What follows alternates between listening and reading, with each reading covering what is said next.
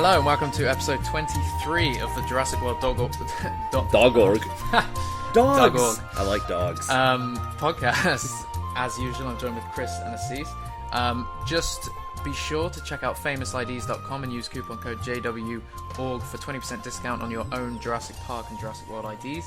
And check out JurassicFangear.com as they sponsor us and they have some pretty damn cool gear on there for the fans. For the Jurassic fans. Yeah, absolutely. So not us. Yeah, no, we're not fans or anything like that. Not at all. Not even close. So the last time we spoke, officially, was the 2nd of last month. Jeez. So, it's been a while. How are we? I'm doing good. I just woke up, so I'm tired. You know how I am. You know what's funny is I got up extra early for this podcast today. Like, I got up at 6:50 to make sure I was, up and awake and ready, and now I'm just like, God damn it, Asees. Listen, you're the one who's always late, so I get I'm like 5 minutes late, and then I get on, and then you're like, oh shit, my laptop, hold on, guys. Yeah. It's dying. Well, I'm not that late right now. I'm okay. An hour and 11 It's an important minutes. hour of sleep, though, right? Yeah, I mean... Well, you were up till 4:45 at least, so... For some obscure reason. Yeah, Who knows? Yeah. No comment. I was watching Jurassic Park 3. There we go. We'll make that. We'll go with that. Were you actually? No, of course not. He's probably watching Jurassic Park 3 while, idolizing Jar Jar Binks. Wow. He loves the worst parts of each franchise. I hate Jar Jar Binks. How dare you? But you seem to love Hayden Christensen as Anakin. Nothing wrong with him. I mean, I don't think he's a horrible actor, but I don't... I don't really know. So you saw the rumor then, right? But his Star Wars performances weren't exactly top-notch, in my opinion. You can't blame him for that. No one made a good performance in Star Wars. No, that is true, except for Obi-Wan. Obi-Wan was great. Yeah. Yeah, Obi-Wan's amazing. He really... He did carry a great performance in the prequels. Anyways, Jurassic Park in Jurassic World. Yeah, well, me and Chris, just before we started recording, we were talking about the box artwork on the 2009 Jurassic Park toy line, the very short-lived one. But it just reminded me of... I don't know if you guys must have seen it, the concept art from the Jurassic Park arcade game, the new one. Yeah. Pretty damn sweet, right? Yeah, it is really cool. Like the gates. I really want to play this game. Somebody needs to port it to PC, and then we can just play it. I really like the Jurassic Park vehicles. Yeah, they're like souped up, kind of. What I like about that game, and this isn't official, but I suspect it anyways, you're rolling around Nublar, cleaning it up with a bunch of mercenaries. So I'm pretty sure it's like the unofficial prequel to Jurassic World, like before the park was built, basically like InGen going around and cleaning up the island. Yeah. But on crack. Yeah, basically. And that's what that canceled 2010-2011 Jurassic Park toy line was supposed to be, actually. Yeah, I mean, it's a shame these things never came to fruition, but this arcade game needs to be ported. I mean, if you go on our website, you can see the concept art, and there's some seriously cool shots of jeeps and dinosaurs and volcanoes and the visitor center and the original JP gates, and it's pretty damn sweet. I like it. And a few people have said they've played the game and that it was stupidly fun. I want to play it. I gotta There's see. no one nearby that has it though. I gotta see somebody play it when I was in Los Angeles for a bit, because right by the premiere there's a Dave and Buster's, and I went in there and they had it. But it's not as good as the Lost World one, at all. But I mean, it seemed pretty fun. That Lost World arcade game was just so good. I mean, it's just so much fun. I would love. This is going a little off the arcade game thing, but I would love if they even just had a classic collection of all the classic Jurassic games, just released in 1080p on PC, PS4, Xbox One, etc. Don't they all suck? No, the Sega Genesis games were great. They did it for Splinter Cell and stuff. They re-released them. Yeah, PS3, I guess I'm not even talking the 3D ones. I'm talking the old platformers, the 2D ones. Yeah. They were good. Universal should be doing this because we don't have a Jurassic World game. I think the chances of it happening now are a lot higher than the chances of them happening before. I think Jurassic World now has kind of become a pop culture phenomena. I think that you're going to see a lot more opportunities like this arise, and the different, partners, I think, will take it more seriously, as well as Universal, hopefully. So, I hope so. I think that we're starting to see those repercussions a little bit already. The the Blu-ray press junket. That's pretty big. Yeah. The way they did that is a lot bigger than like anything they've done for Jurassic World in the pre-release marketing. Yeah, so to anyone who's not in the know, if you follow Jurassic Snaps on Snapchat, you'll see that basically Universal have invited a load of press. So Paul from Joe Blow's there. A load of other people are there to interview Bryce Dallas Howard, BD Wong, Ty Simpkins, and Nick Robinson. And they toured him on the island. They basically toured it as if it was Nublar. They took him in on the Jurassic World ferry. It's pretty damn sweet. Yeah, they brought them to a bunch of different locations, like on ATVs, and then like tour trucks. Got to tour all the different movie sets. Well, not sets, but locations. And then the second day, they did a load of interviews, which we saw. Again, if you follow Real Tours on Facebook, you see that he managed to get in and meet them all. Which is, I woke up to that and I was like, hell yeah, man! Very good, very good. Super cool. Did you see how his daughter got a hold of the big Jurassic World cardboard logo? Did he tell you how she got it? Yeah, BD Wong chased after them and gave it to her. Yeah. Oh my God, what a hero! What a hero, right? Like, Fuck, yes. He apparently they were all super engaging with his daughter, and like even Ty went to play with her, and while he, it's just great. Like that's the kind of thing that we needed. Yeah, absolutely. It was so well done, and he really deserved it. Obviously, he's been following the franchise, following Jurassic World pretty much since it came into production. Yeah, and he's been so on the know. Like he's been along with for the ride. He made the pre-release cycle of Jurassic World a lot of fun. Yeah. We had him on the podcast once. Obviously, you can check that out. But yeah, I mean, that's really cool. It seemed like they had a really good time in Hawaii doing that, and there was a physical copy of the Blu-ray going around, which, like Asees pointed out, it didn't seem real. It's like, Jurassic Park 4 has finally made it to DVD. It's strange. Strange feeling. Speaking of which, didn't somebody have a question about our opinions of the Blu-ray cover art? I think it might have been Jurassic Raptor. Yeah, I was just going through these, actually. We've got questions here. Yeah, I like them. We should try to tackle all of them. Yeah, so Justin said, also, love to know your thoughts on the JW Blu-ray Features Exclusives package. So, I mean, go for it. I shall go first, because I have no opinion, really. Packaging looks like poop. Yes. Well, you know what? No. It looks okay. It looks bad. It doesn't look like poop. It's awful. It's just a generic Hollywood, blockbuster packaging, I guess. It's like it's like features. I think we're lacking, right? I don't remember. So the bonus features, I've got the list here. There's Welcome to Jurassic World, which is an in-depth look. I assume we've seen half of that, if not most of it, online. There's an all-access pass, which is where Chris and Colin discuss moments in the film. We've seen that. Innovation Center Tour with Chris Pratt. I don't think we've seen that. Jurassic's Closest Shaves, clips from all films in the franchise showing near death. So that's just some funny, like... some fan could have made that and put it on YouTube later on. Exactly, yeah. I mean, and then there's a few more. There's deleted scenes, which none of us have seen. Dinosaurs roam once again, visual effects, so that'll be fun to see. And then Chris and Colin take on Jurassic World, which is... we've seen. Well, what is the visual effects one? Like, what's the description of it? It says, behind the scenes look at the making of Jurassic World's visual effects, how the dinosaurs came to life, and actors filmed scenes. So I assume that it's one an I'm extended excited look for. at... Yeah, but I assume it's an extended look at the one we've already seen. You mean the one with the Apatosaurus? But I assume... yeah. I'm assuming the one that we uploaded recently. I'm assuming this one will include a lot more of Industrial Light and Magic, actually, since they... Well, yeah. I say Industrial Light and Magic, but the majority of the CG was actually outsourced to other houses. So... Yeah. I'm assuming it's just going to be a lot of the CG houses and their work for Jurassic World as well, which is always interesting to me. I mean, I'm curious, like, how long all these features last. Like, is it an hour all combined, or do we have a runtime? It doesn't look like, honestly, it doesn't look like it's going to be that long. And that's, I mean, okay, so like in my opinion, I think the cover art, as Asees said, it's pretty shit. I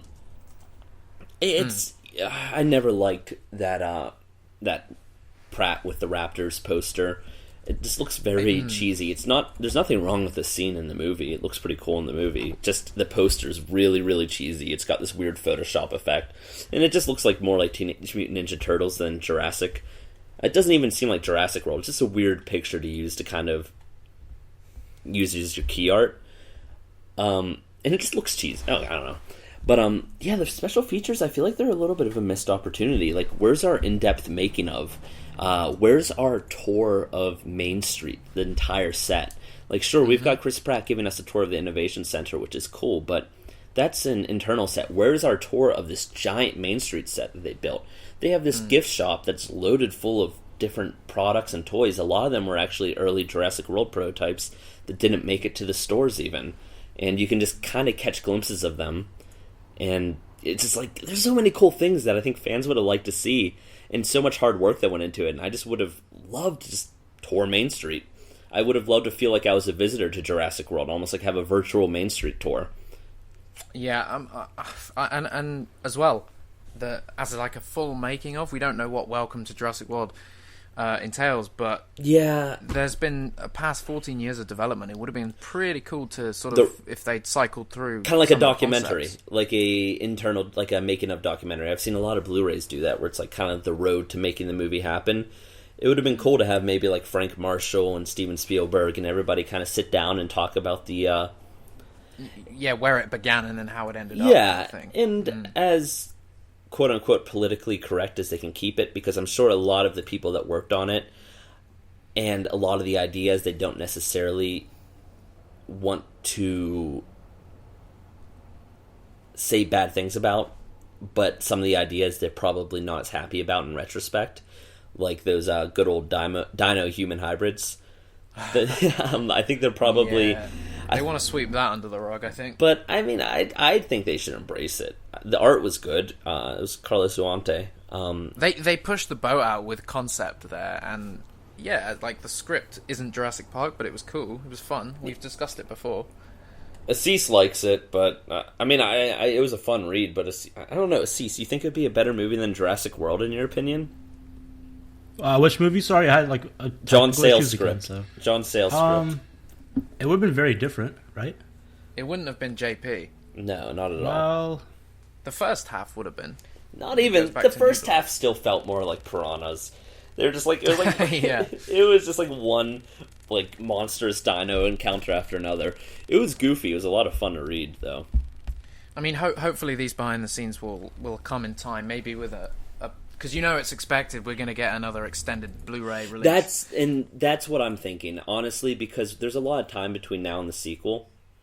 So I think there'll be something in between. Hopefully they're working on a Blu-ray.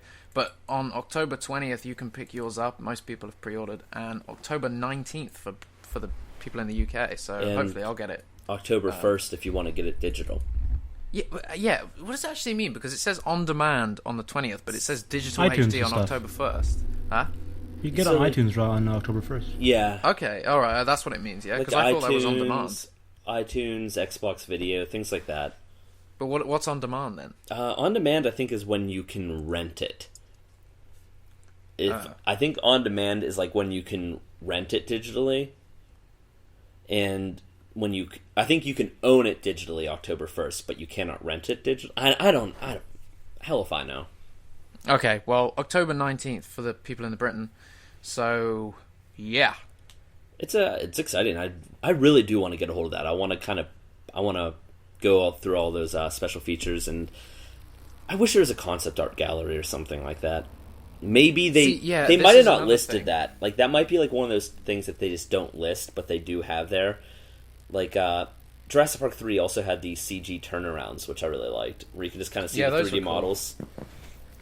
I don't know. I wanted things like that. Well, with Jurassic World, I think some of the animals would have been cool to see up close, like the baby animals. You only kind of get to see them on screen for a few minutes, but they still had fairly comprehensive CG renders. So basically, it's just a generic, like, summer blockbuster release on Blu-ray. Nothing special. I mean, obviously it's special because it's our film. We've been but waiting it wasn't for treated it, special, though. Another question is from Josh, who Josh actually runs the forum. Who are each of your top 3 director candidates for the Jurassic World sequel? This is a tough one, to be fair. Do you guys have any? I don't really have anybody in mind, honestly. That's kind of weird. I mean, I know plenty of great directors that I think would be interesting to see direct a Jurassic movie, but realistically speaking, I haven't given it a lot of thought. Yeah, I actually haven't given it thought either. I'm trying to think of people now, but the kind of films that I watch outside of Jurassic Park are kind of different. I don't know. I haven't thought about it because I always kind of just assume Colin would do it. Yeah. That's fair. Well, I don't know how Universal's going to take this one. Are they going to pick another like up-and-coming director? Or are they going to pick someone bigger? Like, what's the deal with that? What do you think about that? I think Colin and Spielberg will have quite a choice. Yeah. I don't think they'll choose a director for hire. I think they'd have to, right? I mean, yeah. Essentially, they'll Colin's choose vision. someone. Yeah, they'll choose someone who's here's the script. Do what you here's the script. It won't change, kind of thing. But they'll choose someone who has their own vision. I bet you they will allow the director to come in and make changes to the script, or influence changes to the script. But nothing big, though, right? They probably won't let them throw out the story and start anew. Yeah. Like if the story, like with Jurassic World, it's about a new park. I don't think they're gonna have any situations where it's like supposed to be about a new park and a director comes in and they're like, "Nah, we're not doing that," and they're like, "Okay." Nah, I think it's gonna stick pretty close to that. But I still wouldn't be surprised if they allow the director's vision to influence the movie. And what about Rupert Wyatt? The guy who did Rise. Yeah, he was somebody that we actually talked about a while back, wondering if he would don't think so now. Jurassic World. It'd be too much like his Rise of the Planet of the Apes, just with Jurassic Park painting on it. Yeah, but it was a good film. It was good. It was decent, but... what about Joe Johnston? Yeah, in a second. But no, not really. Who, and I haven't seen it yet, so I can't speak of the quality of it, but who just directed Everest? Oh, yeah, it's a French director, is it not? Hang on. Well, I'm getting some weird feedback right now from one of your mics. Come on, dog. Baltasar Kormakur. From Iceland. Huh. I haven't seen Everest, but you said it's good, Chris? I know I have not seen it, so I really don't know. I've heard fun things, like it was fun. That's what Jurassic World was. We don't want that. Well, no, it's not the same type of fun. Like it's a drama. Somebody's written here, Drew Goddard. It's apparently Cabin in the Woods. That's a safe choice. Yeah, well, I mean, it's a good choice, I think. That seems like the wrong type. I mean, what else has he done? Cabin in the Woods. Yeah, no, I wouldn't go that way. He's a good writer, though. Yeah, he's a very good writer. No, didn't Joss Whedon? I don't know how you're supposed to say it. They wrote it together. Yeah. He wrote recently Sinister Martian, Six and Robopocalypse. He wrote The Martian. He wrote two movies that will never happen again, so cool. Yeah. Yeah. Cabin in the Woods, obviously. I mean, I really like Cabin in the Woods. Yeah, maybe he wouldn't be the best choice. I don't want them to... I mean, it's not going to happen, but people keep suggesting Michael Bay or like Joss Whedon. Oh, God, no. Who's suggesting that? It's not going to happen, man. I'm just looking on IMDb boards. But how dare you? No. Universal... No, I know. Universal wouldn't go that direction, in my opinion, even if those directors were interested. And also, I don't think Joss would be interested. I think he's kind of done with blockbusters. He's kind of, for a little while, at least blockbusters of French. He might do his own things. What about Frank Marshall? No. I think he's done with directing. I think that would be interesting. He's a good producer, though, I won't lie. He's like top he's notch. A damn good producer, but that goes without saying. I have one for you guys. Have you guys seen the movie Preservation? Never even heard of it. Never mind, man.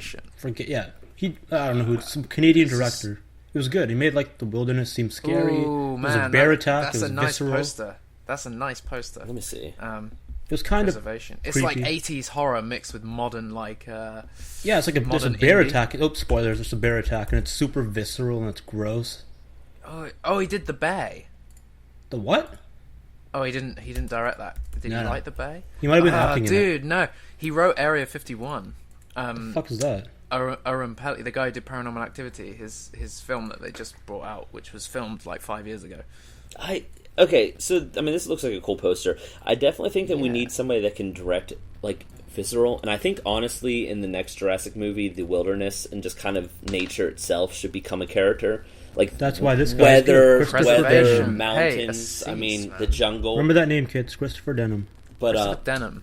I mean, I don't want JP4. a horror movie director or like It's not horror. It's not horror. Trust me, it's not a horror movie per se. Okay. It looks like a thriller. Okay. Yeah, it made the wilderness seem like its own type of character. It's it's relenting. It's dangerous, but at the same time, it's beautiful, and he captures that really well in his movie. I'm so into this, Asees. I won't lie. I The mean, it characters hasn't weren't got the best. hasn't got high ratings. No, but it looks fantastic. So I don't know if he has a good script. Maybe script-wise, yeah. Well, I mean, it looks fantastic. It's cool, but I mean, again, we need somebody that we know can direct characters pretty well, and I think that's a key. And I think somebody that can bring that sense of charm and adventure, but also bring that sense of tension and reality to it all. I mean, here's an interesting question. Do you think John Schwartzman will be back to cinematographer? That's a good question. Really? Because he probably... I mean, he doesn't stick with a director, if that makes sense. Like, Kaminsky and Spielberg. Yeah. He was almost a cinematographer for hire, not in a bad way. It was just they chose someone. Yeah, they found like somebody that would probably work well with the vision of the movie. Clean. Yeah, because Jurassic World was supposed to be clean. Mm-hmm. And... Maybe that's why it didn't feel like Jurassic Park, because it was too clean, too gunmetal, too shiny. Yeah, it didn't feel... Yeah, but some of that, a lot of that comes down to the color correction, because it's really funny when you watch like the behind the scenes footage, and then you compare it to like the final plate. You're like, damn, the jungle just looks so much more real and dangerous in the behind the scenes footage, and then in the final plate, it's just all too pristine and processed. Like it almost looks fake, and it isn't most of the time, but it almost does look fake just because of all the color effects and post processing that's going on. And I think that's an interesting side product of creating a cinematic look for a movie. Sometimes it can eliminate some of the natural look of it all. Yeah, Asees, you've probably heard of him, the guy that directed Prisoners and Enemy and stuff like that. Dennis Okay, I have a strong opinion on this. He'd be perfect, but he's too busy with Blade Runner. Yeah, he's too busy with Blade Runner and Story of Your Life as well, which is in post now, which I can't wait for. It's director. Dude, right? Have you seen Enemy? Yep, that's a mind-bending movie. Enemy, man, what the hell? I need to see that end these. Shot. Oh, Chris, have you seen Prisoners? No. Okay, the first thing you do once we finish this podcast is... Because I had somebody tell me I should watch that very recently also. Dude, it is like my favourite film of 2013. Okay. And then he did Enemy the same year with Jake Gyllenhaal as well. And it's far less action-packed than Prisoners, but my God, Enemy is like... Oh, Asees, how good is it? Listen, it makes you sweat buckets. It does. And the end shot, the final shot of that movie is just like, what? Like, it's hard. I had to watch a couple of theories on YouTube that kind of explain it. Come on, man, no spoilers, jeez. I won't, man, but, you know, my God, what a good film. Yeah, so Alright, I have two more names before we move on, then. Just real quick, I was thinking in my head. The guy who did It Follows, he got tension good. He got the charm that you guys want really badly. He got that. And it was kind of scary, so him David Robert Mitchell, yeah. Yeah, that's his name. What else does he have underneath his belt? Or is It Follows basically... Not nothing. See, I almost... That's his big one. I almost get the feeling they might go to somebody a little bit more established this time around. In that case, Cary Fukunaga. Cary Fukunaga. How are you spelling that? Cary, like C-A-R? I think it's C-A-R-Y, yeah. He did the first season of True Detective. Oh, and then he did this movie called Beasts of Another Nation or something. It's getting True intense Detective, reviews. Man. True Detective was that boss. first season was fantastic. That second season, I watched the first episode. No, I liked second season. How dare you? The second season's a mess. But but it's fun though. It's good. It gets better at the end. Okay, I've only watched the first episode of season 2, and I couldn't get into it. I was like, nah. That's like the entire season. It's very nonsense. It's very long and drawn out, and they try to make every character dark and depressing and mysterious. It just doesn't work, really. And plus, the story is actually... I mean, if you wrote it down on paper, it probably sounds fine, but the way they conveyed the story is just like, you're like, what the hell is going on? Yeah, it was a bit confusing, I won't lie. I mean, so this Cary guy did Beasts of No Nation is coming out soon. And then he did Jane Eyre, which I heard good things about. Good character kind of driven movie.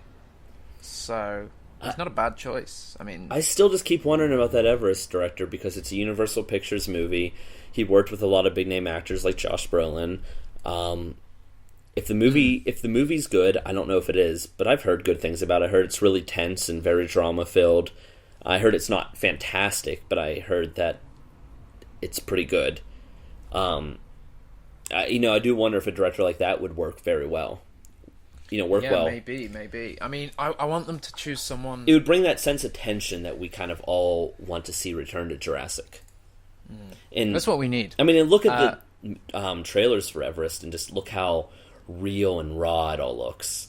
Yeah, no, that's for sure. It feels so tense. I can't wait to see it. Okay, so I'm just going on other questions. I'm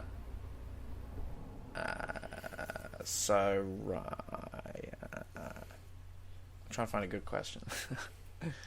Okay, so many of them. So Ryan says, your thoughts on the new trilogy now that Colin has talked more about the themes. Does anyone want to quickly do a rundown of what Colin said in the Jurassic Cast podcast? Yeah, I actually have it all, and because I was ready for us to talk about this, so I have it all. I have my rundown. Just give us a quick rundown.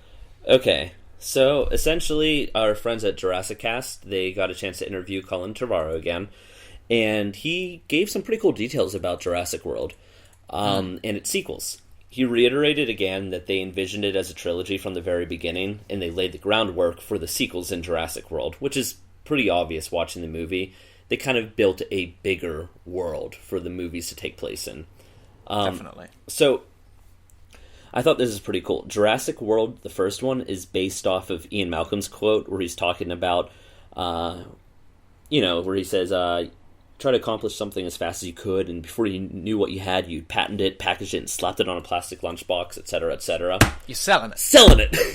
I love it. Good stuff, boys. So that's what Jurassic... And that kind of makes sense, it's corporate, everything's, profit-based, it's a big theme park, and that makes sense. When you put that in retrospect, that quote does feel very applicable to Jurassic World. It's like, what if Jurassic Park had happened, and that quote that Ian Malcolm had said there, it applies very well. So Jurassic World 2 is based on Grant's quote, which is, the world has just changed so radically and we're all running to catch up. Dinosaurs and man, two species separated by 65 million years of evolution, have just suddenly been thrown back into the mix together. How can we possibly have the slightest idea what to expect? I'm slowly tracking the camera in on you, Chris, as you're reading that line.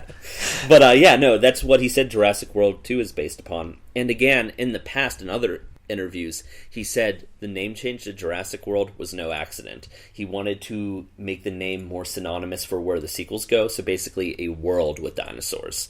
And dinosaurs and man, two species living together, is the quote, and how do we know what to expect? And I think that that has some interesting implications, and he did.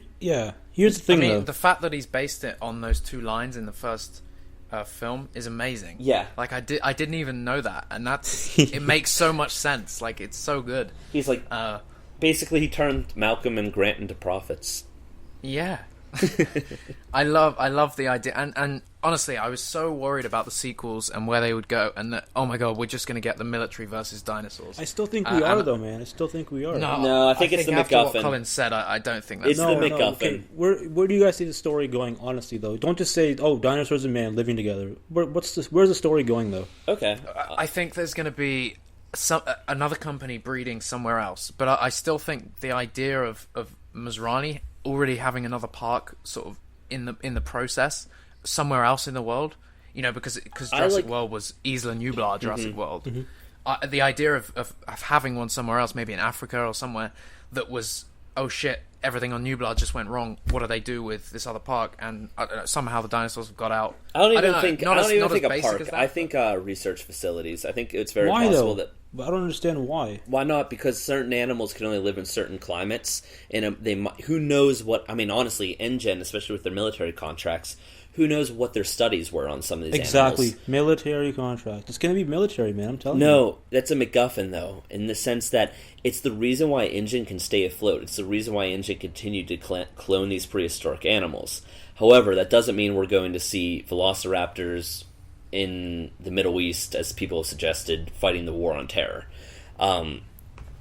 You're not going to see that. God, I hope not. And also, I don't think we'll see. No one wants to see that. And I don't think you're going to see dinosaurs on mainland U.S. either. Nobody wants to see that. Yeah, I hope no one wants to see that. U.S. disaster movies are so overplayed.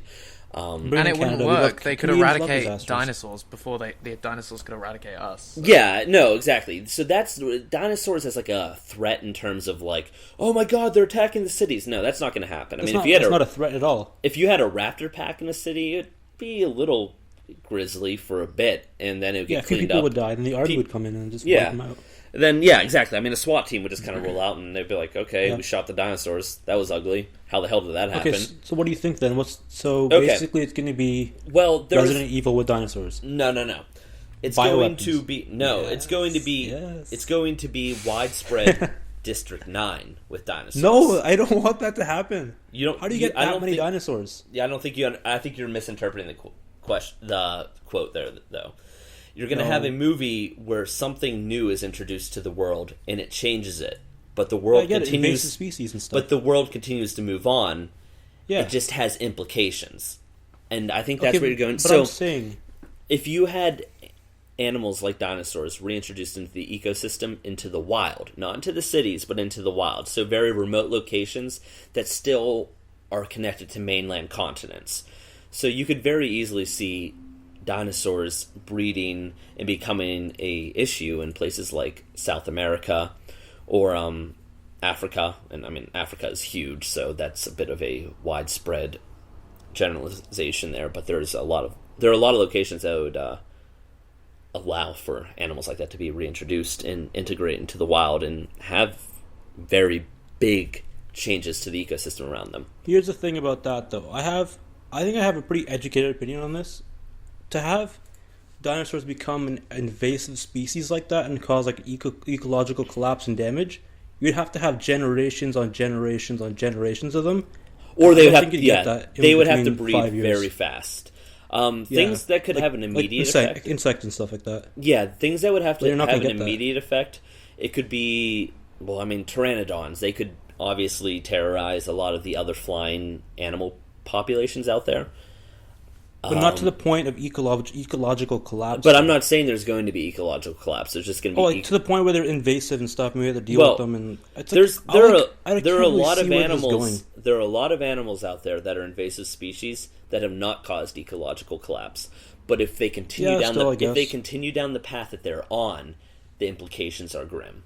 And that's what I think we're going to see. Is basically, we've got a problem because these animals are breeding in the wild and we can't really locate all of them, and they're thriving, and they will have implications to the world around them. Slowly but surely they will change the world around them. And also then there's the drama aspect of it, that if you're hiking through the forest or the jungle, you don't have just to worry about the normal animals that once lived there. Now you've got to worry about like stepping on a velociraptor nest and getting mauled.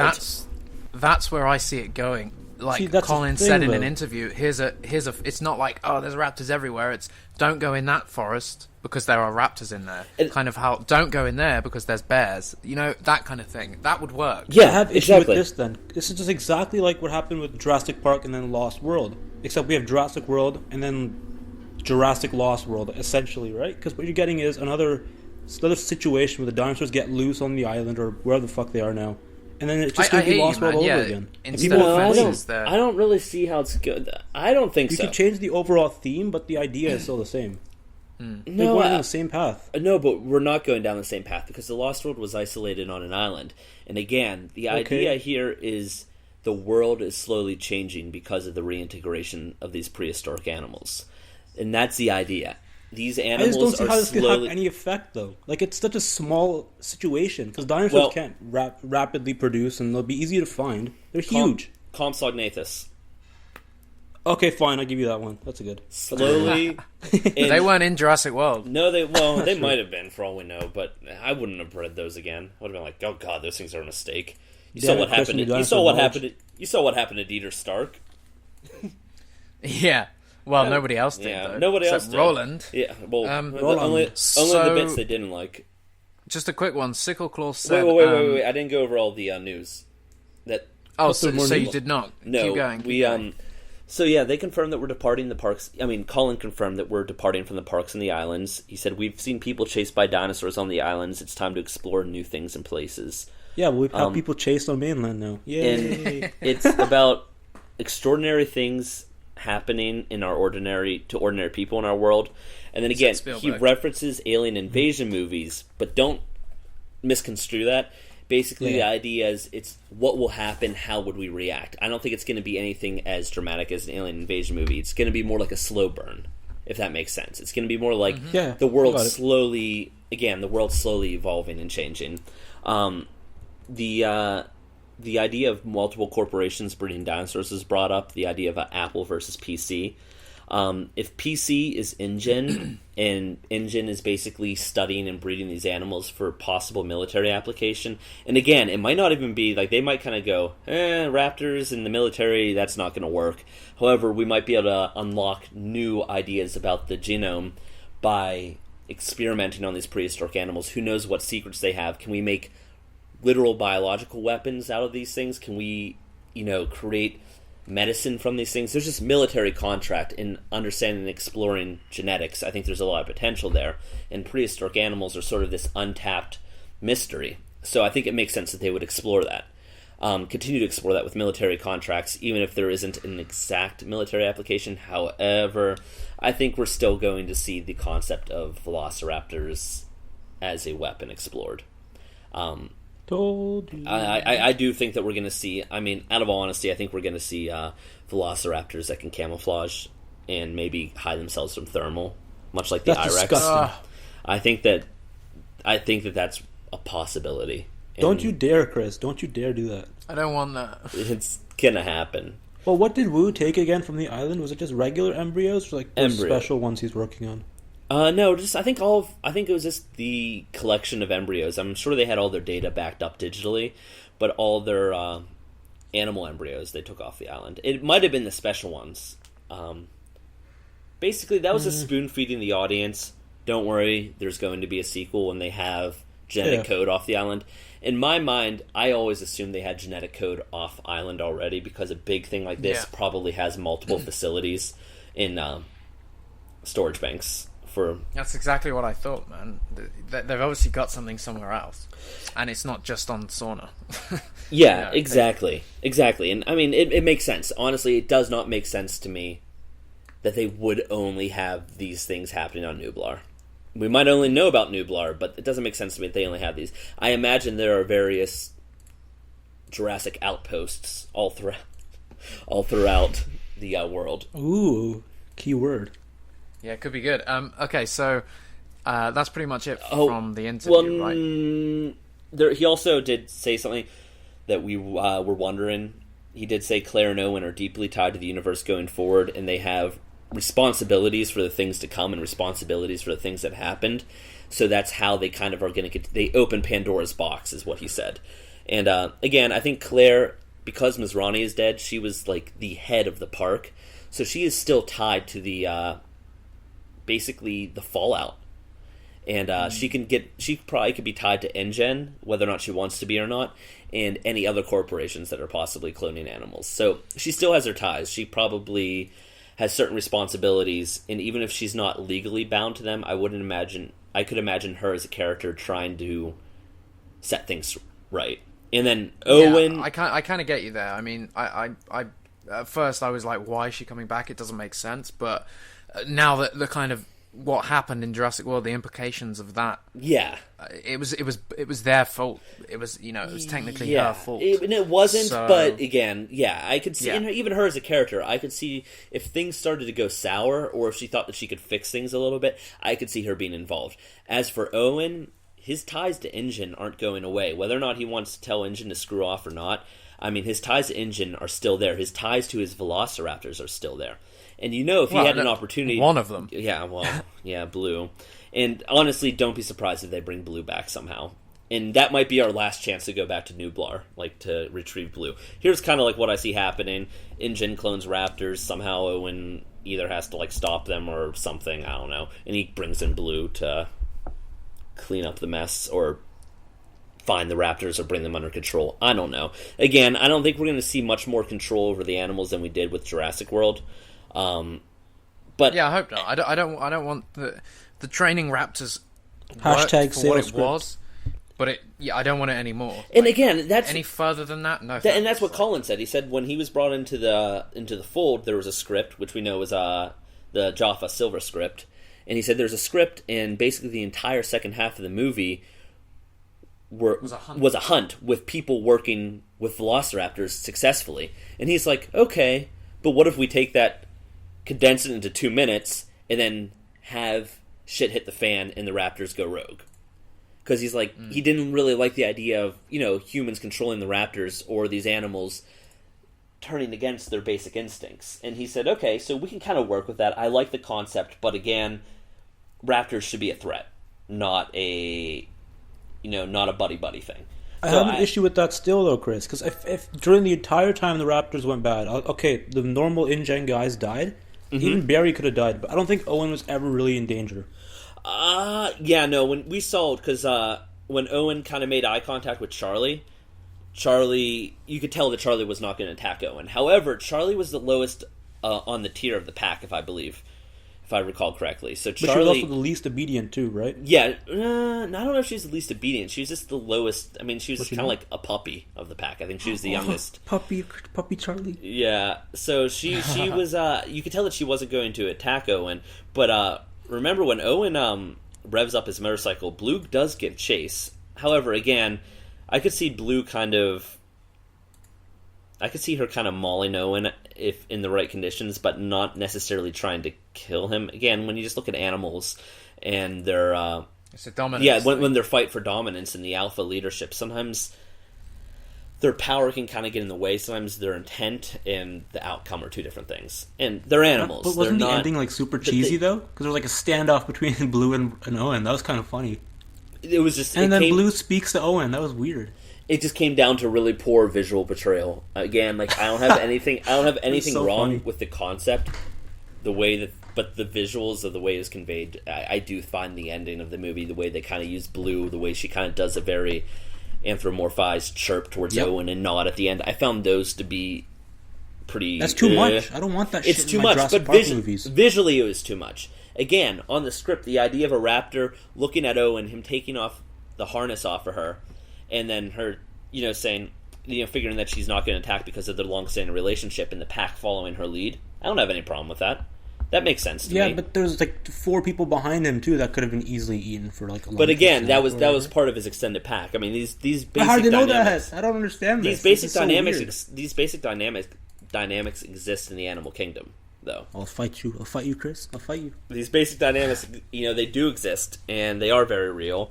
And they conveyed as much. I mean, he obviously worked with those raptors for a long time, and he had a certain amount of dominance over them. But okay. it was strained.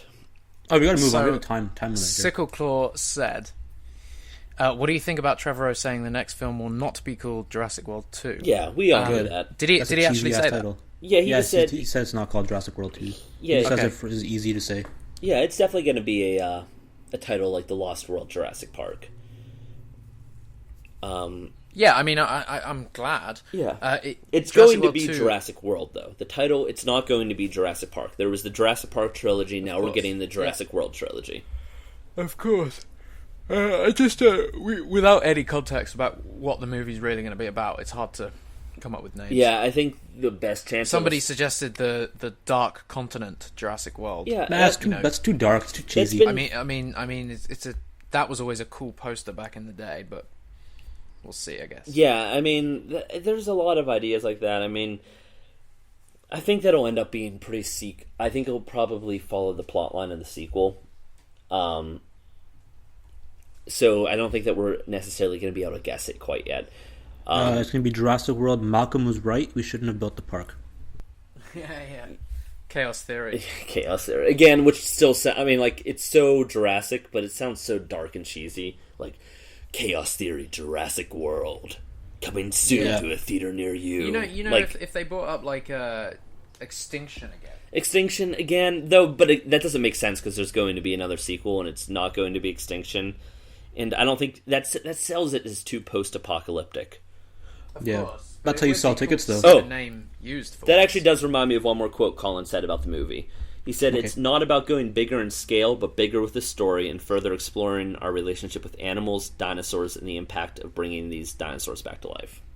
Yeah. That was good. I like that a lot. So The interview with Jurassic Cast definitely, it made me feel less worried. it went viral the- so quickly. Yeah, man, for sure.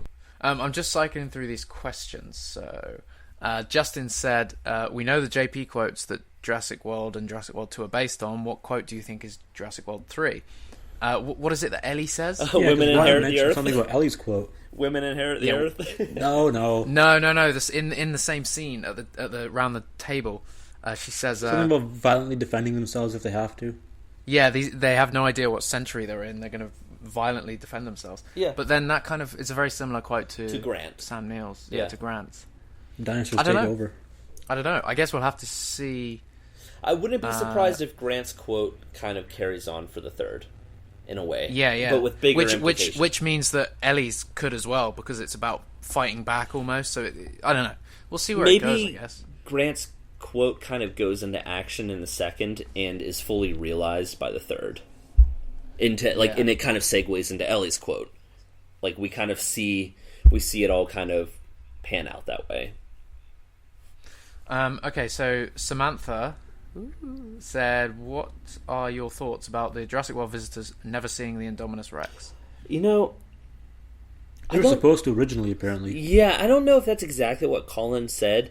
He just basically said we don't see the Indominus in the film, so you can't say for certain. I felt like he never outright said they've never seen the I was Indominus confused Rex by this because they filmed people seeing it, but then he didn't want to. They basically cut that from the movie. and again, what's in a which, movie is what's again, canon. It's Yeah, but like we agreed with, like the Lost World deleted scenes, those technically aren't canon, or at least they're not in my eyes. yeah, they never were because they were never in the movie. Yeah, they never were canon in my eyes, and they've obviously that's become confirmed. Well, they're obviously not now. Exactly.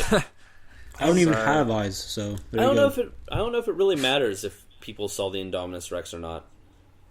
I don't. We never saw it use its camouflage again, so it's not like they would necessarily know about. Camouflage. Yeah, it's not like they would necessarily know about that ability, or they wouldn't know what the story behind the Indominus Rex is, but they probably knew that there was a big dinosaur running around. I mean, sure, the pteranodons were the reason why everyone died and the reason why the park closed, but I mean, I'm sure they knew other things were happening.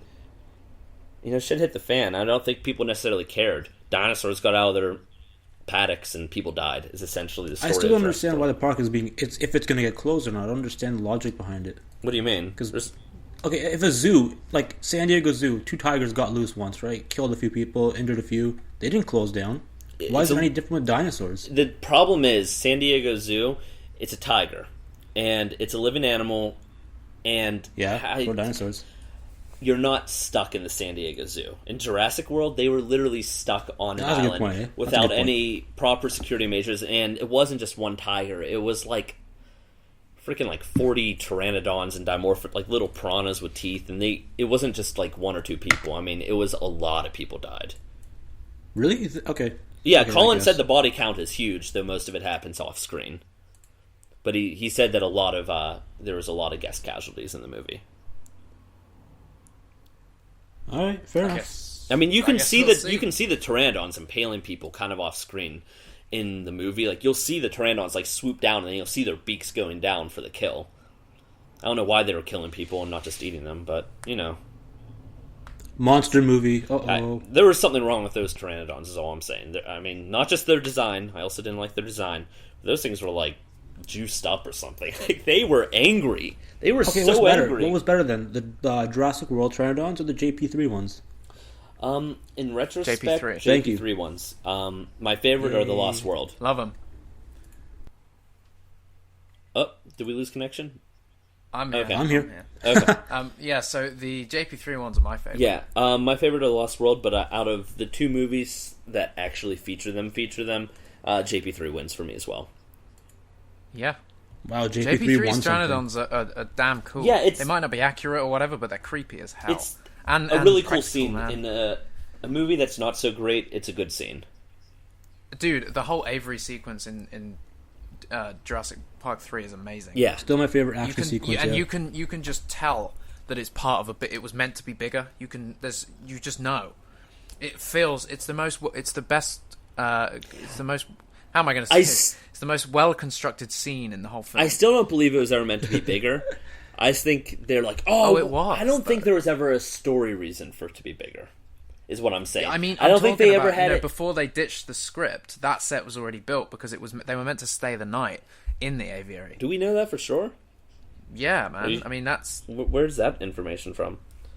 Okay, well, I'll dig it up for you, Chris. But we'll do that another time, I guess, if that's going to take a while. We'll go over that. But yeah, they were supposed to stay the night, but this is before they ditched the script, obviously. All I'm saying is they felt happy about ditching the script even after the final movie came out, and they weren't so happy with the final movie, so that script must have been fairly weak. So there's a bunch of fucking kids on the island. I'm so glad they No, that was another one, Chris. That was even earlier. That was Spielberg's early idea, and then there was an idea which was half mainland, half sauna. So immediately, it's kind of like, do you know what? That sounds better. This is new to me. What the hell are you talking about here, boy? I don't know. Okay, we'll go over this. None of that directly sounds better to me. I mean, I don't like the movie that we got, but my guess is the movie that we were going to get wasn't any better, to be honest with you. No, but it was gonna. The idea was that dinosaurs had already made it to the mainland, so they send a team to Sauna to figure out how the hell they're escaping. I mean, so that's a really cool concept. They've already pushed the franchise forward, but they ditched the script. That's what I never understand. It must have been bad. It must have been bad, and it probably didn't make any sense either. It says this.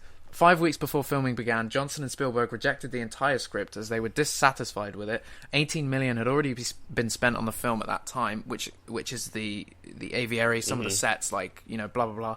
Johnson felt the script story was too complicated. The simpler rescue mission plot, which had been suggested by David Koepp, was used for the film instead. God damn it, David Koepp. I don't know how accurate that information is, though. Like, I've heard some people contest some of that over Kennedy. The years. I mean, it's come directly from Kathleen Kennedy. So I swear to God, a few weeks before it started. I swear she's contested that quote since then. Like she said that some of it was misconstrued a little bit. No, this was in 2013, man. This was that huge article, right? Yeah, I fucking love that. I miss her so much on the franchise. Okay. We need her back. She's fantastic. Too complex though. Like I think JP3. It was just a big fuck up. It was called which is a shame because every time I read these articles about where it was supposed to go, it makes me think we wouldn't have got Jurassic World. We would have had JP4 ages ago, and it would have been what they're trying to do now. Do you know what I mean? Maybe they already have taken it to the mainland, but in a way that's not the way they're doing it now. Yeah. I don't know. It's so strange. But I'm glad that we got a movie about an open park. All things said and done, I'm very happy that we got a movie about that. That's actually something that I wish that the movie took advantage of its setting more, but I am absolutely glad that we got a movie about that. Okay, hang on. Here we go. The film's second script, so this is after the ones where the teenagers crash on the island, so basically prime survival, involved Pteranodon escaping from Isla Sorna and causing a spate of mysterious killings on the mainland, which was to be investigated by Alan Grant and a number of other characters, including Billy, a naturalist named Simone, the military Paul Roby, with his son Miles, which turned into Paul Kirby, the kid Grant's group crash lands on the island while a parallel investigation is being carried out on the mainland. The aviary sequence and laboratory set piece were initially much longer and more complex, including velociraptors stealthily entering the hatchery as the team spends the night there. God, that sounds so sets, good. Costumes and props were built for this version. So that's what I mean. Okay, the aviary, set piece, it feels like the set pieces like it could have been way bigger. The set pieces sound like more properly utilized. That story still sounds really weak to me. Like the story, it sounds better than JP3's story, man. It sounds really cheesy. I mean, not that JP3. It does. I don't know. It doesn't. JP3 was cheesy. I don't know. So was Jurassic World. The entirety of it doesn't. None of that sounds good to me, basically, is what I'm saying. Although, if they would have utilized the set pieces more, that would have been great. I mean, the Embryonics Administration, the fact that they never fully explored that in the way that they should have, just kills me. And then, of course, the aviary, I don't know, the whole thing's a mess. Jurassic Park 3 is just one of those really weird... I don't know, man. What are you talking about? It works for me. It's a good, straight-up action movie. What else do you want? You're like the 1%. There's a reason why Jurassic Park 4 I'm the 50%. Rotten Tomatoes has it at 50%. 50, which is just below what's it called? That means 50% of people who saw the movie gave it a 60% or higher. Wow, that's not bad. So I don't understand the stigma behind Jurassic Park 3. It's like, if you criticize Jurassic Park 3 for having weak characters and a weak story, you have to do the same thing to Jurassic World and The Lost World, because Jurassic World had no characterization. Lost World has a little bit, not enough. Disagree. What are you talking about? The characters were paper thin. I disagree. I'm not saying that they were incredibly deep characters either. I think that they could have used a lot more characterization. I think it would have helped them. By the way, Jurassic Park 3 is at a 42% if you take Metacritic's percentage. Wow. That's still not bad, though. I would say it's pretty bad for a franchise that I hold. What's Lost World at? I'm just curious. 100, I think. No. Lost World's at a 59. Oh man, it's but better that's tied than with that. Jurassic World. Holy shit. I agree that's better than that. Lost World is a fantastic sequel. I don't get it. I really don't. Everyone loves it though. Like you, the Jurassic Cast guys. I don't understand it. They do, yeah. I'm glad they. It's a fantastic movie, honestly. I mean, it does have flaws. It does have flaws. But it's different enough from the first film. It feels so drastically different, like a good sequel should. It's got a few scenes that you're just like, oh, like the whole Kelly kicking the raptor. But yeah, no, I mean, see, that never bothered me. It doesn't bother me either for some reason. I don't understand. I was like, it doesn't bother me. It's just it's kind of cheesy the way she does it, and the way that it's, use your gymnastics that we talked about at the start to save your dad, but like, it's not that bad. It's not. I don't know. It shouldn't really be there, but whatever. Anyways, yeah, no, I mean, Jurassic Park 3 is just not a good movie. And it's... Man, I can defend the shit out of this movie. You know what? We will. One day we'll have just a special podcast for Jurassic Park 3. Fucking save, I don't know what to call it. Saving Jurassic Park 3's life or something. We will do it. Let's move on to the Jurassic World toy line. Did we get all the questions in? I have a good one right here before we move on real quick. One sec. It's from Job Ang / Job Ang. I'm sorry if I pronounced your first name wrong. Essentially, his questions, I'd love to hear some good, juicy canon discussion, and whether Jurassic Park the game is part of your head canon. To that, I say fuck Jurassic Park the game. Piece of shit movie. And it's not canon. Fuck that shit. Yeah, it's absolutely not canon. I don't think there's anything wrong with borrowing certain ideas from it. Like they kind of did for the Masrani Global website. They did borrow some, like the name of the mountain. I mean, the name of the volcano, Mount Sibo. I like that they borrowed from it, but it's obviously not canon because Jurassic World saw to its validity in the canon being in question. And again, the game, it was meant to be canon in the sense that they made it in a way that it didn't contradict the movies that already existed. It was never meant to be canon as in to write the future of the franchise. It was never meant to, if there was ever going to be a sequel, which there was, they were never going to go, oh, I've got this really good idea. Oh, you can't do that because the game said differently. No. As far as I'm concerned, the game is not canon. If they want to borrow concepts for it, cool, but it's not canon, and I think that we've seen enough to show that. Mm-hmm. I'm with you. And that's the way it should always be, honestly, when it comes to an expanded universe. You should fit it in and make it agree with your canon that you have out there. But, again, when a sequel comes in, the sequel should be allowed to do what it does. And it shouldn't be restricted because of something a video game or a comic did. Let the movies speak for themselves.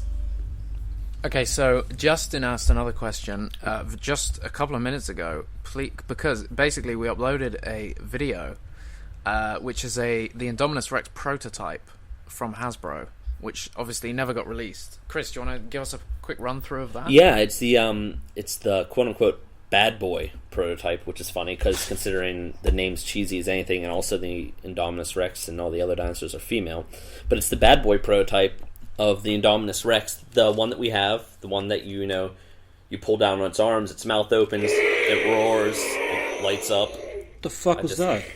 That's the Indominus That was Rex. the toy. God, it does awful. All that, and but it's a prototype, and it's actually based on the earlier design when it was called the Malosaurus, and it's a lot nicer looking. It is so much nicer looking. It's the earlier prototype. Yeah, it's got a rubber neck like the old Kenner toys. Well, this one has a rubber neck also. a rubber neck and head. Does Yeah. it? I didn't think it did. Yeah, it's got a rubber neck and Okay. head. But what I think makes that one a little bit different is it's less rubbery. It has a lot more detail in it. It looks less goofy. Sharper teeth. Sharp. Yeah, it looks And aggressive. I like the iridescent paint job and the sort of translucent plastic they use, which makes me wonder if those old rumors that we heard about the Indominus Rex having translucent skin were actually true at a point in time. Maybe. Because it looks a lot cooler. It's like this nice kind of like beigeish white iridescent shiny paint job. The details are sharper, the proportions are better. It's just a better looking toy in general. And it's a cool little video. They show you picking it up at what would be the gyrosphere. It's pretty cool. Yeah, check it out. The prototype concept. looked a lot nicer, basically. Long story short is the Jurassic World toys at a point in time just had better paint jobs and better sculpts. And I don't really know what happened. I really do not know. I really don't know what happened.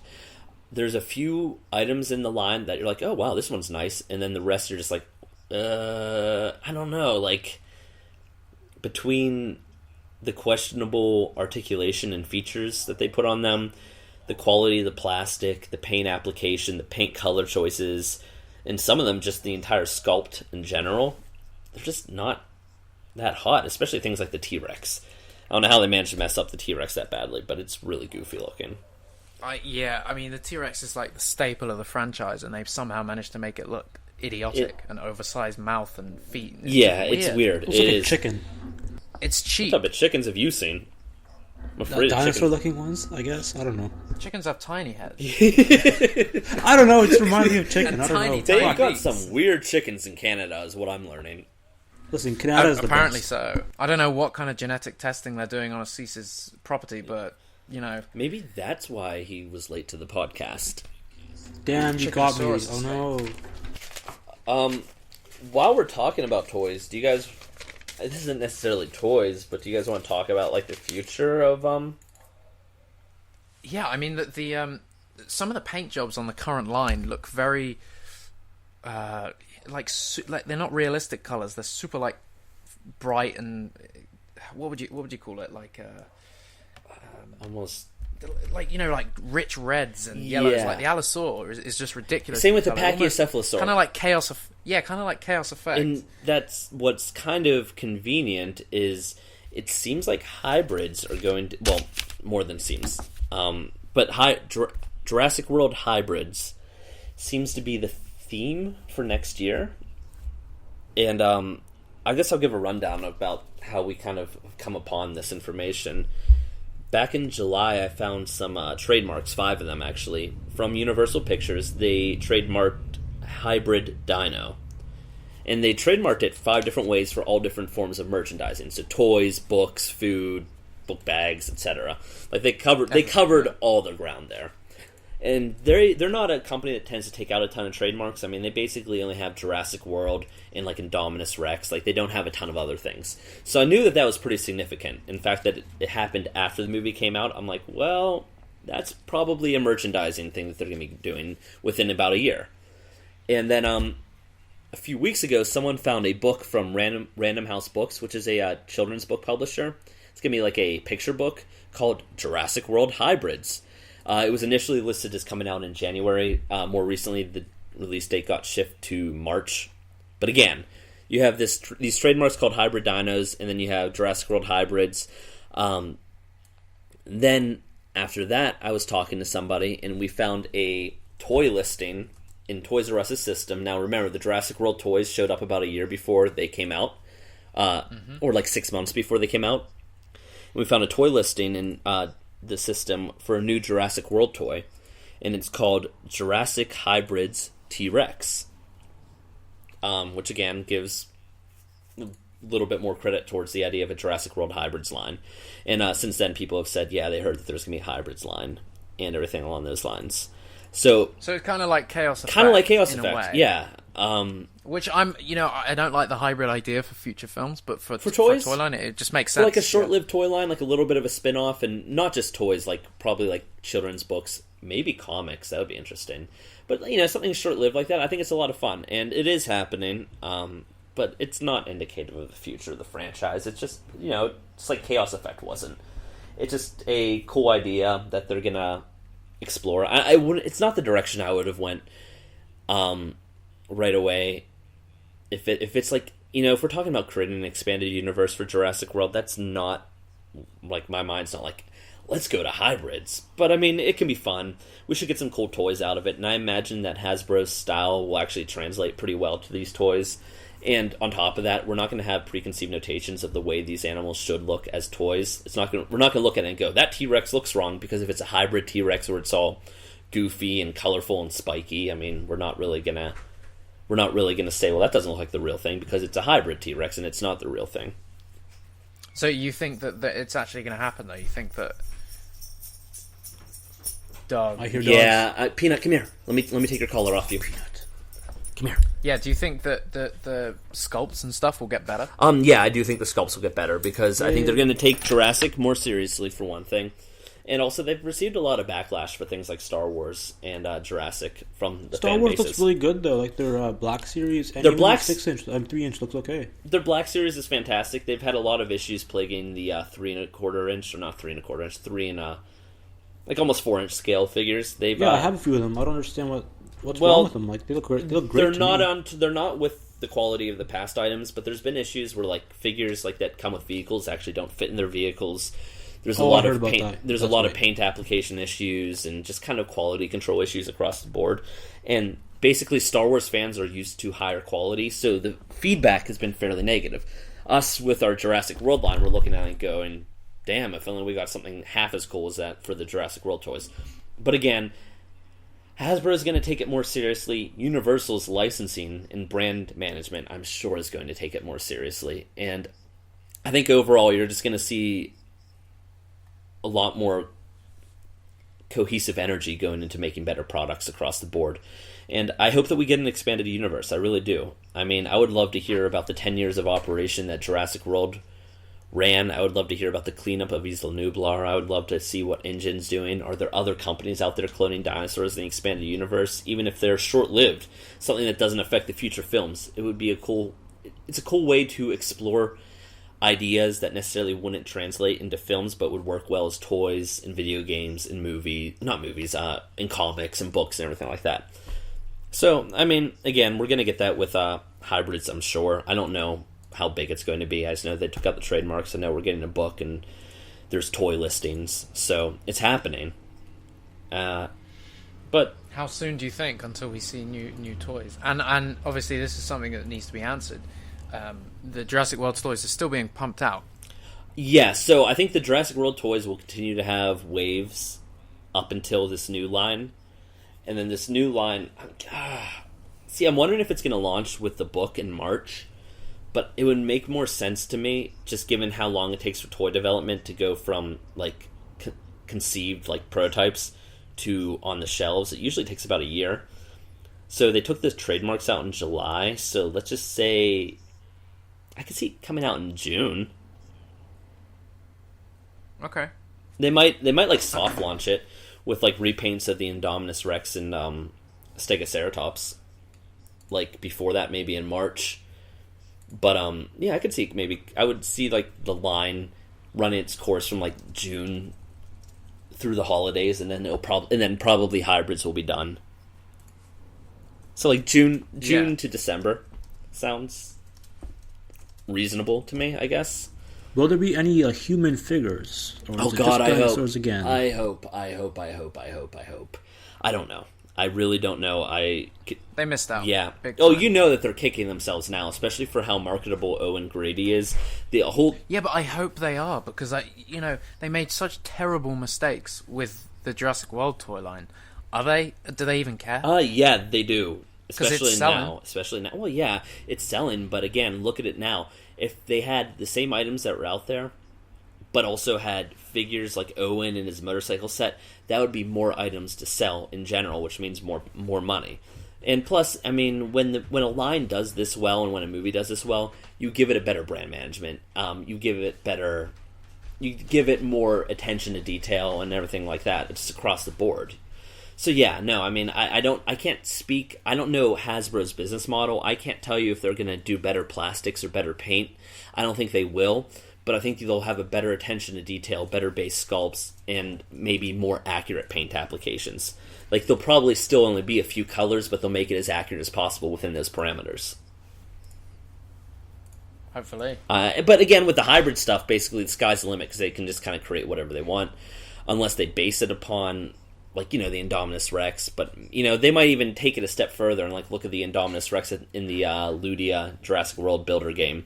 And I think, like, it's, like, level 40 variant is, like, sort of bluish with, like, red stripes or something like that. Like, they might repaint it like that, and I think that would be cool. And I think it has, like, bigger spikes. The iPhone game kind of really does have a hybrid feel to it. Yeah, I mean, they introduced hybrids. Like, so originally you were able to get them through the Brawlosaurs, which were those Hasbro toys, but now you can breed them yourselves. Like, so there's not very many hybrids. I think there's it's not easy to do though. It's fucking hard to get. No, it's one fucking ridiculous. Thing. It's ridiculous. But yeah, there's the Indominus Rex. There's the Stegoceratops, and then there is the Carnoraptor, the Carnoraptor, Spinoraptor, and I think like one more, like Colosuchus or something like that. Yeah, and there's also an Ankylodocus. It was like Ankylodocus long neck with the flying thing. Yeah, no, it's Ankylodocus is it's an Ankylosaurus and Oh, really? Shit, it's an Ankylosaurus and sauropod. Oh fuck, that was like a flying bastard and like. Okay. No, you're probably thinking of the Ankylosaurus from Chaos Effect. That's funny. Probably whatever it's called. But yeah, no, there are a few hybrids. I mean, since Hasbro's already made like a Carnoraptor Brawlosaur, I would love to see an actual proper like toy of the Carnoraptor, mainly because I love Carnotaurus. I love Velociraptors. Carnotaurus is my favorite dinosaur. So the idea of a Carnoraptor toy would be like the coolest thing ever. And plus, I actually do like the design. So if that's a chance to happen, I don't know if they're going to use those designs or not. But if they do, and it kind of does make sense to me since they've already worked together. They look really good, by the way. Yeah. Yeah, like I mean, if you look up the Carnoraptor, just you don't need to even type like Jurassic World. I'm looking at it right now, actually. Yeah, if you just Google Carnoraptor, it's a pretty cool design. It would look cool as a toy. None of them look like super crazy. It's all like it's believable. Yeah, it looks like an animal. Animals. Yeah, exactly. I could believe that as a Dromaeosaur, which is the family that raptors belong to. Hey, Chris, do you like dinosaurs? What was that? Do I like dinosaurs? No. God, why would you even suggest such? They're kind of weird looking, eh? I'm kind of insulted right now. The Spinoraptor is pretty funny looking because it's like a Spinosaurus raptor that has feathers. It's really cute. The earlier version of it is like, The final version of it I like, except for I don't like its eyes because it has such cartoony eyes. But it's a cool looking. I think even with you guys disliking feathers, I think that you guys would be fine with this as a hybrid. Fuck feathers. No, hold on, wait, look at this thing. This is the weirdest way I've ever seen feathers used. Especially because it's on a Spinosaurus, but hold on, I'm going to send it to you guys. That's blasphemy. I don't believe that. Like, I won't. You change your tone on feathers every time. But on my beautiful Spinosaur, never. This isn't your beautiful Spinosaur. This is oh shit. No, that's horrible. This is the future Spinosaur. It looks like a fantasy creature. The fuck? It's like a duck with feathers on it. Yeah. Oh, I mean, I hate the eye especially. Fuck sakes, Chris. The Spinoraptor is an interesting looking thing. It's just so unique. I've never seen anything like that. You know what? Speaking of feathers, just real quick. Again, remember, I'm not talking about something I want in a movie. I'm talking about something I think it would make a cool toy or like comic book dinosaur. They're fucking construction. Yeah, my bad. If you guys can hear that. Yeah, we can hear that. Asees. God, another technical fault. I mean, it's a good way to wrap up a podcast with Asees giving us a technical fault. Hey? Fuck yeah, do it. Yeah. Wrap it. I'm trying to think. Is there anything else that we wanted to go over? I don't think so, but notes. We're going to pump out another podcast. We're going to record another one next week, guys. Yeah. Okay, we should get a guest on that. Okay. I'm we're back to it, and we're going to have more guests. And I kind of stepped back a little bit from the franchise, after the release, and hosting the website. It is such a strain, unlike everyday life. Constantly checking the phone and updating and posting this and writing this and maintaining the site was a bit of a bitch. I love doing it. It's fun to do, but after the film, I kind of just step back. For It's a a bit. lot to keep up with the news and writing the articles and just like it is. It's tough. Even now, there's a lot of things that could honestly generate some great articles, but it's more time consuming than you'd think. And so I kind of step back, and I think we all did really. It's time for a good break. We're getting a break anyway. It was time for a break. So I think it's time to get out of that break mode because we're getting. I'm back We're man. into a whole new kind of world with Jurassic. It's now we're seeing Jurassic again as a pop culture phenomenon in the world where franchises and expanded universes really are key. And I think that we're going to see Universal take a new approach to it. And hopefully they do it right. I do have a lot of faith in it right now. I mean, I'm not exactly thrilled about hybrids, but in general, I like it as a toy line. I don't necessarily like it as something else. And the fact that they took out so many trademarks and the fact that there's a book coming out makes me worried that like they might kind of push in that direction. But we'll see what happens. I still think like there could be. I wouldn't mind reading a comic, like a one-off comic about that. I hope we do get comics. I'm not a big comic person, but I just want like an expanded universe, like expanded fiction for Jurassic. It'd be cool to get some like novels, even not just young adult novels, just like general fiction novels that expand into the past, present, and future of Jurassic. Yeah, I mean, well, hey, listen, we are back. We didn't really go anywhere, but we all kind of took a little break away from it. But we're back now.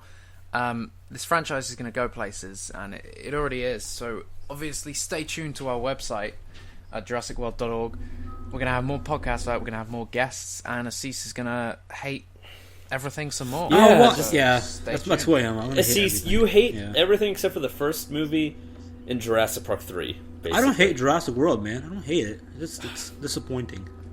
You did say you hated it. Yeah, I hate a lot of things in it, though. It's not. I don't hate it overall. Anytime somebody says they like it, you just kind of freak on them.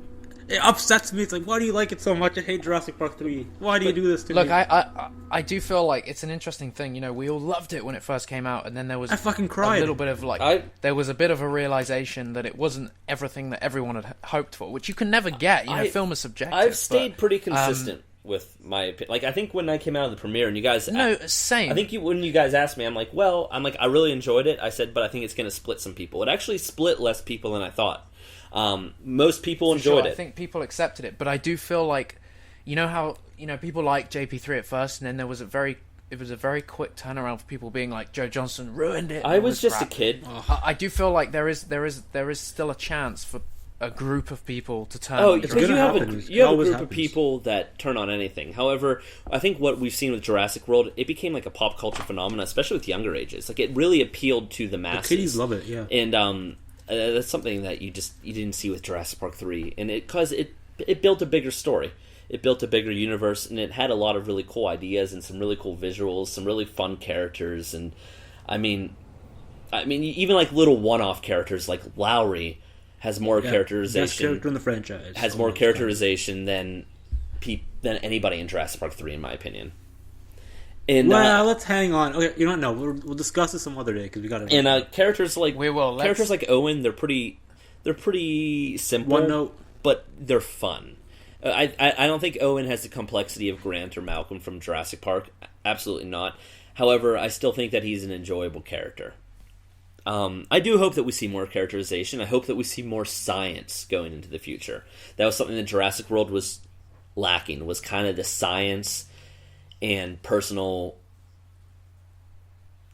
characterization that Jurassic Park had a lot of. But we may see that in the sequel. Absolutely. So we shall wait and see. I'm excited. It was nice to... I like Jurassic World, and I'm very well. excited for the future, and I'm excited for the expanded universe. I'm excited for the toys.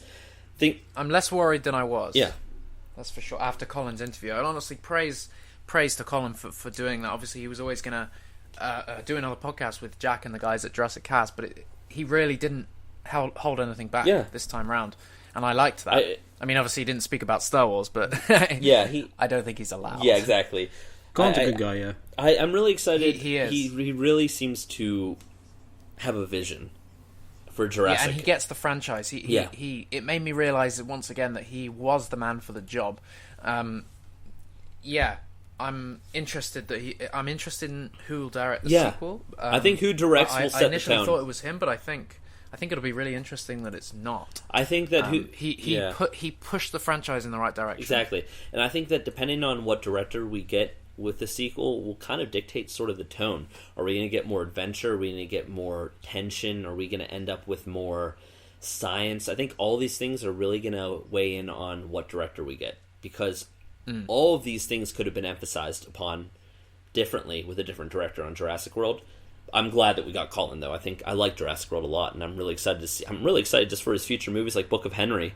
That just sounds like a really cool movie. Yeah, that sounds like a really cool movie. I'm excited for it. I think that he did a fantastic job with Jurassic World.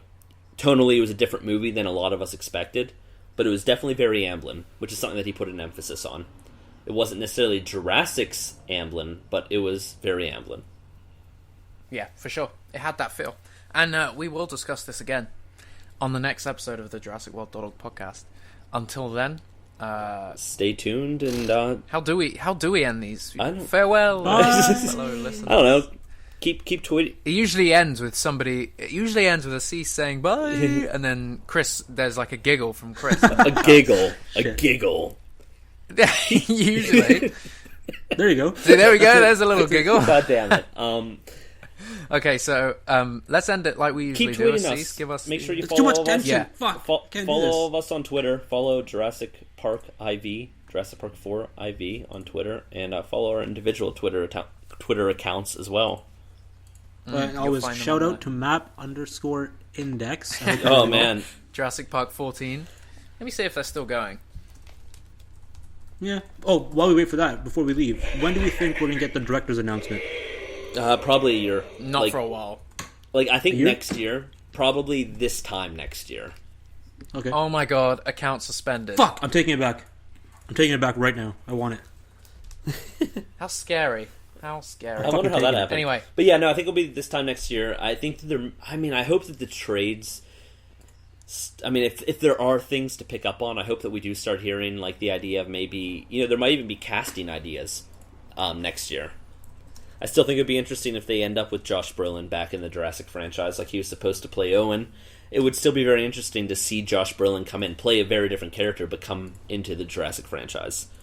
And yeah, I like Brolin, man. I think it'd be good. And it makes me wonder if they might court people like J.K. Simmons or Michael Keaton, because they were working with him on Kong before they departed because the movie kept getting delayed. But it will be interesting to see if they kind of go towards that type of group of actors as well for the sequel, because I think there's a lot of interesting roles that can be played. For sure. I mean, they've got it. I still hope they kind of come in with Dotson's character. Obviously, they need to recast him. Oh man, that's a whole other That's podcast. just Oh shit. unfortunate for everyone involved with that. Namely the victims. That's really unfortunate. I'm really disappointed it was true. Yeah, it's just. I had a bit of hope that it was one of those stories. Yeah, because sometimes those stories just because he had such an amazing reputation in Hollywood. Plus, I just like I liked his depiction of Dotson. Yeah, although all things generally, considered, maybe that's more accurate to Dotson's character than, I don't know. Dotson was a bit of a, I don't know, the Lost World Dotson was a bit of a creep, to say the least. Oh yeah, for sure. What he did to Sarah. Yeah. But anyway, that's drifting. The whole situation just, ugh. It sucks, man. It sucks. And the weirdest thing about it is the day after it was... the day before it was announced, like the first article came out about it, I'd sent, like, a big letter to Cameron Thor. Like, Yeah, bad timing. It kind of bummed me out. But, I mean, it's a good thing that, like, we didn't end up, like, pulling him on a podcast or something like that and then have that news come out afterwards. Because that would just feel so icky. It would feel weird, yeah. It's just a shame, but there was that huge article that I linked you guys to. The I don't know if it was THR. It gave an incredibly huge background about the investigation. Yeah, and the evidence and the charges and all the evidence and stuff. But the pleas, there was a lot of he went back to work and there was like most people didn't believe it, and I was like, man, there is some hope that it's I don't know. Yeah. That's not a good note to end this on. Can we like bring one more thing up before we end this? Let's talk about Asees. Dinosaurs. Sure, I'm here. Oh, you know what? Here's something that I can say. When I was in Texas recently, I got to tour Chronicle Collectibles. They have the Jurassic Park and Jurassic World license, and I'm pretty excited for the potential future products from them. And that's really all I can say. Yes. But they've got such a great team down there. There are a bunch of great guys and girls down there, and they're really, really talented. And it's just a really fun place with a lot of cool stuff. Follow them. Check out their website. I think the website's getting a redesign soon. But yeah, Shadow, I know, buddy. I know. Okay, we'll end it there. Yes, I'm. Hopefully, we see something from them soon. Yeah, I don't know what the time frame for anything like that is, but hopefully, yeah, soon. I'm excited, and I think they're just really, really talented, and it's something that fans and especially collectors, because they're going for the high end crowd. For sure. Something people should be excited for, both statues and prop replicas. So, yeah, stay tuned. We'll obviously have all the info on that. Guys, it was nice to speak to you. Yeah, it was a lot of fun. We need to do this more often, more regularly, and we need to start getting guests, and maybe we can start... We're back now. We will. Yeah, and just let's take it to the next level. I'm going to interrupt real quick. For sure. 100%. Let us know what you guys We're want on to it. hear and see, and I don't know, whatever else you can feel from us. Let us know what you want to hear and see from us in the future. All right. That's normal sounding, sort of. Okay, bye.